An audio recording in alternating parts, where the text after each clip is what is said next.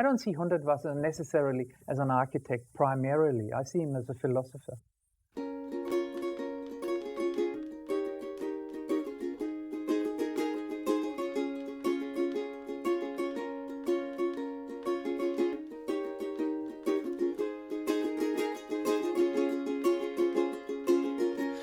If I was young, I'd flee this town. I've buried my dreams underground.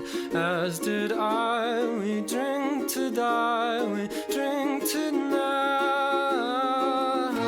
Far from home, elephant guns was dead. So we used to see a lot of him. He'd just pop in for tea. He'd just sort of come at the door. I come to watch the news. He invited me to come to his place. He said he lives in a pigsty.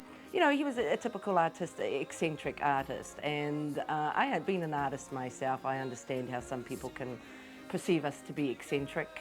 When I paint a painting, I always think, how would it stand, the comparison with a tree, with a plant, and so. That's why I always put paintings into nature to see if they can stand the comparison. If they are just as good as a tree, then I'm happy. You see, this is the nature is my teacher, is my master.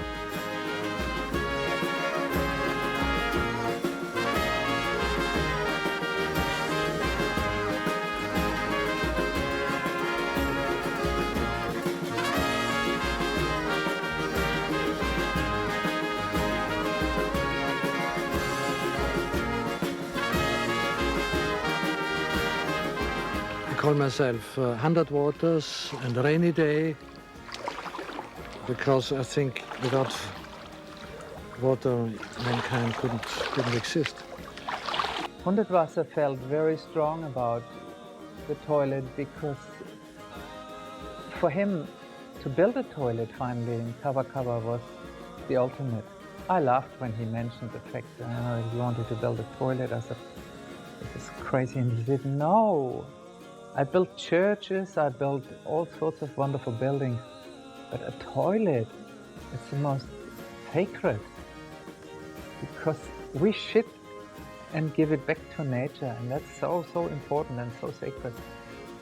For me, his concept of bringing it back in a humble way is very powerful.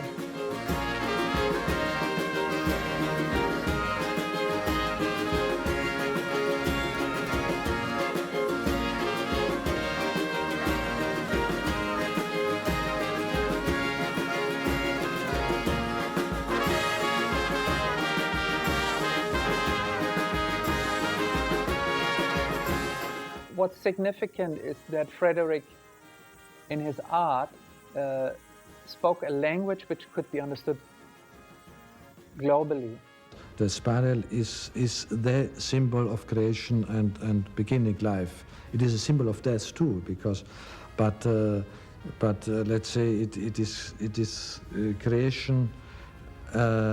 And I painted the spiral long before I came to New Zealand. So I was a New Zealander long before I came here. When I arrived here, I saw the spiral everywhere, in advertising, on Maori tattoos, in everyday life. Yeah, that was one of the proudest days of his life when he became this New Zealand citizen. Yeah, he was really thrilled with that.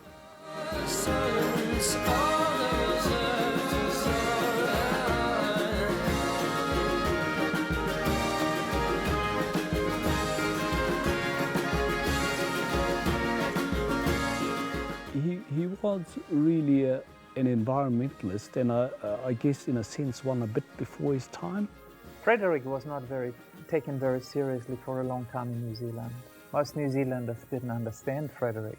And the difference was he was walking his talk, but you're able to walk your talk if you have the resources to do so. An amazing artist, love his work. I was very honoured and very privileged to actually have met the man in the flesh and to have lived in his home.